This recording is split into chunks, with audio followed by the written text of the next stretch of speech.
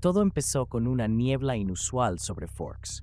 No era la niebla habitual que Bella Swan ya había aprendido a aceptar como parte de la atmósfera opresiva del lugar. Esta era más densa, más pesada, como si algo estuviera observando. Edward lo notó primero. Hay un vampiro en la zona, uno que no conozco. Bella levantó la vista del libro que sostenía entre las manos. ¿Uno de los nómadas? ¿Como James? Edward negó lentamente. No, no es igual. Es como si no quisiera ser visto. Como si estuviera esperando. Alice en los días siguientes empezó a tener fragmentos de visiones, oscuras, nebulosas, no fijas, un rostro que no lograba definir, un aura que le recordaba al fuego y al hielo al mismo tiempo, pero no lograba enfocarlo. Y eso, en Alice, era una señal clara de que algo muy peligroso se aproximaba. La primera vez que Bella lo vio fue en el aparcamiento del instituto. Estaba entre los árboles, quieto como una estatua, con una gabardina larga que parecía moverse aunque no hubiera viento. No lo miraba como un depredador, la miraba como si ya la conociera, como si ya hubiera decidido algo sobre ella. Y sus ojos no eran dorados, no eran rojos, eran gris ceniza, como una tormenta contenida. ¿Quién es?, preguntó Bella esa misma noche, al borde de la preocupación. Edward tenía el ceño fruncido. Se hace llamar Lucien. Carlyle conocía el nombre. Y eso fue lo más inquietante. Vivió entre los clanes de Europa durante siglos. Nadie sabe de qué aquelarre proviene exactamente. No tiene territorio, no forma alianzas, solo aparece. ¿Y qué quiere?, preguntó Emmett. Carlyle había bajado la voz, como si temiera que Lucien pudiera oírle desde kilómetros. Siempre lo mismo, se obsesiona con un humano, lo sigue, lo estudia, y si tiene la oportunidad, lo convierte. Rosalie había susurrado entonces, mirando a Bella con una mezcla de desprecio y piedad. Tiene un tipo. Edward no dijo nada, pero su mandíbula estaba tan tensa que si aún tuviera sangre se le habría hinchado la vena del cuello. Lucien no se acercaba, no hablaba, no se presentaba, pero siempre estaba allí, en la periferia de la escuela, entre los árboles del bosque cuando Bella salía con Jacob, en el cruce de caminos cerca de la casa de Charlie, siempre, observando, y entonces empezó a dejar cosas. Una rosa blanca en la ventana de su habitación. Un libro antiguo de poesía francesa en el asiento del coche. Una nota escrita en letra caligráfica perfecta. No quiero quitarte, solo quiero que elijas, y que me elijas a mí.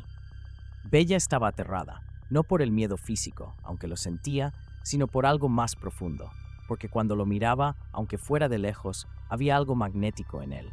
No el tipo de atracción adolescente, no el enamoramiento de mariposas en el estómago. Era otra cosa, una fascinación que no podía explicar, como si Lucien conociera una parte de ella que ni siquiera Edward alcanzaba.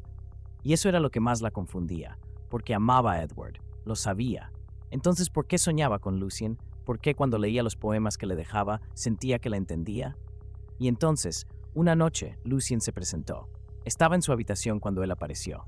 No lo escuchó entrar. Solo, estaba ahí, de pie, sin moverse, con los ojos más tristes que había visto jamás. No voy a hacerte daño, dijo en voz baja, como un secreto. Bella se quedó sin aliento. Era hermoso, pero no como Edward. Lucien tenía la belleza de algo antiguo, de algo que había amado y perdido tantas veces que ya no intentaba resistirse al dolor. ¿Qué quieres de mí? Lucien ladeó la cabeza. ¿Qué quiere un solitario de una estrella que brilla en su oscuridad, solo, no dejar de mirarla? Eso no es amor, dijo Bella, intentando sonar firme. Lucien dio un paso adelante. ¿Y si el amor no siempre es tierno? ¿Y si a veces arde? ¿Y si simplemente devora? Edward apareció segundos después. Lucien no se sorprendió. Sabía que vendrías. Aléjate de ella. Bella no reconoció el tono en la voz de Edward. No era celoso, no era posesivo, era temeroso, y Lucien sonrió. ¿Temes perderla, Edward? ¿O temes que ella vea algo en mí que tú no puedes ofrecer? Edward se lanzó hacia él sin pensarlo, y en un parpadeo, la habitación explotó en un enfrentamiento silencioso y brutal. Bella apenas podía verlos. Se movían como sombras veloces, rompiendo el aire, chocando contra las paredes sin dejar huellas. Hasta que finalmente, Lucien se detuvo. Sangraba, ligeramente, pero sonreía.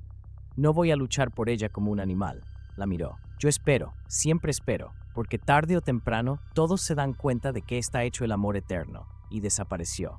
No huyó, se desvaneció. Los Cullen reforzaron la seguridad. Alice no podía ver a Lucien con claridad. Jasper apenas podía rastrearlo. Pero Bella empezó a sentirlo, en sus sueños, en su pecho, en su sombra, y el mayor temor de Edward ya no era que Lucien la tomara, sino que Bella fuera voluntariamente.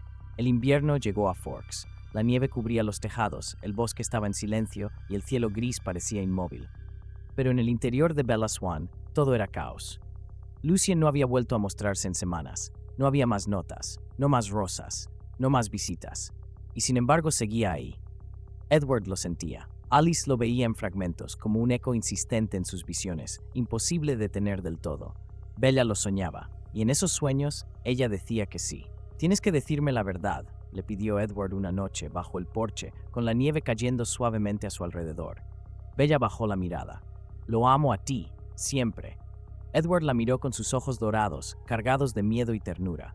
Pero ella no respondió al instante, porque no quería decirlo, porque temía que al decirlo lo hiciera real. «Hay una parte de mí que entiende lo que él es, lo que siente». Edward asintió, con una tristeza profunda en su rostro. «Él representa lo que yo no quise para ti, lo que traté de evitar, la eternidad sin frenos, y tú me diste elección. Y él quiere arrebatártela». Pero la elección una vez más estaba por desvanecerse.